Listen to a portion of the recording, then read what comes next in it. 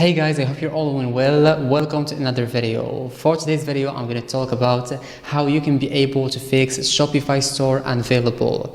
It's not something difficult. All you need to do is to check the reasons that I'm going to share with you that might cause this problem and try to see how you can fix it, okay? So now I am going to share with you the steps. So the first thing that you need to do, which is you need to check your domain name. So maybe there is a problem with your domain name. So what you need to do is to try to check if you paid your subscription, okay? Second, check for ongoing maintenance. Sometimes the issue may be on Shopify's end, okay? Third, check for incompatible themes or apps. Restore your Shopify store or use crowdsourcing solutions.